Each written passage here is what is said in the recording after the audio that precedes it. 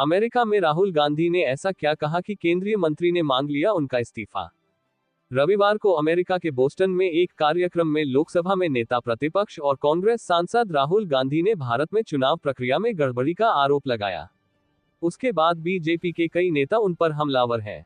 News agency PTI के मुताबिक राहुल गांधी ने महाराष्ट्र विधानसभा चुनावों का हवाला देते हुए आरोप लगाया है कि चुनाव आयोग समझौता कर चुका है और सिस्टम में कुछ गड़बड़ है। राहुल गांधी ने कहा, सरल शब्दों में कहें तो महाराष्ट्र विधानसभा चुनाव में राज्य में वयस्कों की संख्या से ज्यादा लोगों ने मतदान किया। उनके इस बयान के बाद बीजेपी के नेता उन पर हमलावर हैं।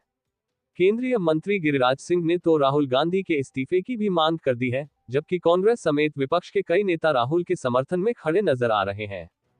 बोस्टन में राहुल गांधी ने क्या कहा?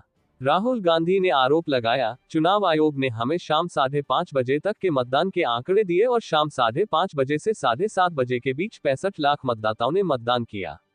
ऐसा होना असंभव है। एक वोटर को मतदान करने में लगभग 3 मिनट लगते हैं और अगर हिसाब लगाएं तो इसका मतलब है कि मतदाताओं की कतारें देर रात 2 बजे तक लगी रही होंगी, लेकिन ऐसा नहीं हुआ। उन्होंने कहा, जब हमने उनसे वीडियोग्राफी के लिए कहा तो उन्होंने न केवल इनकार कर दिया, बल्कि उन्होंने कानून भी बदल दिया ताकि अब हमें वीडियोग्राफी के लिए कहने की अनुमति न मिले। ये हमारे लिए बिल्कुल स्पष्ट है कि निर्वाचन आयोग ने समझौता कर लिया है और यह भी स्पष्ट है कि सिस्टम में कुछ गड़बड़ है। मैं कई बार यह बात कह चुका हूं। इससे पहले भी साल 2024 में हुए महाराष्ट्र विधानसभा चुनावों के बाद कांग्रेस और उसके कई सहयोगी दलों ने राज्य में वोटिंग में गड़बड़ी के आरोप लगाए थे।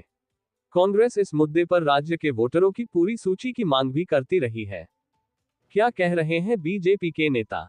बोस्टन में राहुल गांधी के बयान को सोशल मीडिया पर कई लोगों ने शेयर किया है और इसके बाद बीजेपी के नेता राहुल गांधी पर निशाना साध रहे हैं। केंद्रीय मंत्री गिरिराज सिंह ने कहा कि राहुल गांधी को इस तरह की बात करने के लिए इस्तीफा दे देना चाहिए। उन्होंने पत्रकारों से कहा, राहुल गांधी देश के हितचिंतक नहीं है। देश के अंदर पीएम को गोली देते हैं और देश के बाहर देश को गाली देते हैं। केंद्रीय मंत्री ने कहा, राहुल गांधी को इस्तीफा दे देना चाहिए। उन्होंने कहा कि राहुल गांधी नेशनल हेराल्ड मामले से ध्यान भटकाने की कोशिश कर रहे हैं। इस मुद्दे पर उत्तराखंड के मुख्यमंत्री पुष्कर सिंह धामी ने कहा, देश की बुराई करने वाले किसी जयचंद सरीखे देशद्रोही नेता के बारे में टिप्पणी करना ही व्यर्थ है। ऐसे नेता को जनता लगातार सबक सिखा रही है। राहुल गांधी के बयान पर बीजेपी सांसद अनुराग ठाकुर ने कहा, एक नहीं अनेक चुनाव हारने के बाद भी कुछ राजनीतिक दल और राजनेता सीखते नहीं है। वो केवल ईवीएम, इलेक्शन कमीशन और लोकतांत्रिक प्रणाली पर सवाल उठाते रहते हैं। भारत को बदनाम करने का काम दुनिया भर के देशों में जाकर करते हैं। राहुल गांधी के समर्थन में पार्टी। राहुल गांधी पर बीजेपी नेताओं के हमले के बाद कांग्रेस प्रवक्ता पवन खेड़ा ने सवाल उठाया है। उन्होंने कहा, बीजेपी क्यों हमलावर है? चुनाव आयोग पर सवाल उठाए हैं, जवाब चुनाव आयोग दे। पिछले चुनाव आयुक्त शेरो शायरी करते थे, ये वाले तो जवाब भी नहीं देते हैं। हमने तो सिर्फ वोटर लिस्ट मांगी है, ये अधिकार है हमारा और उनका फर्ज है कि वो वोटर लिस्ट दे। बीजेपी उनके बचाव में क्यों आ रही है, ये समझ में नहीं आ रहा है।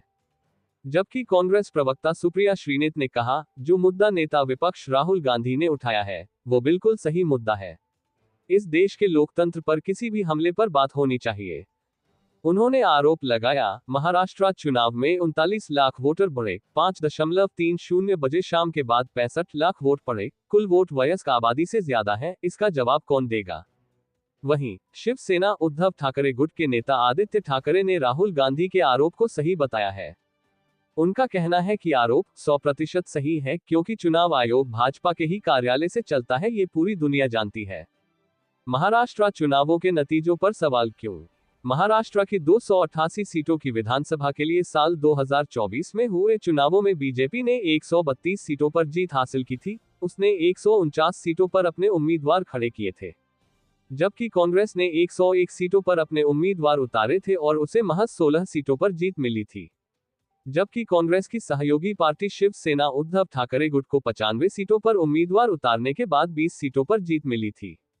वहीं कांग्रेस की एक अन्य सहयोगी पार्टी एनसीपी शरद पवार गुट ने 86 सीटों पर उम्मीदवार उतारे थे और उसे 10 सीटों पर जीत मिली थी। चुनाव आयोग के आंकड़ों के मुताबिक राज्य में इन चुनावों में करीब 6.5 करोड़ वोट डाले गए थे। वहीं इससे कुछ महीने पहले हुए साल 2024 के लोकसभा चुनावों में करीब 5,72,00,000 वोट डाले गए थे और उन चुनावों में कांग्रेस और उसके सहयोगी दलों का प्रदर्शन विधानसभा चुनावों के मुकाबले काफी बेहतर रहा था।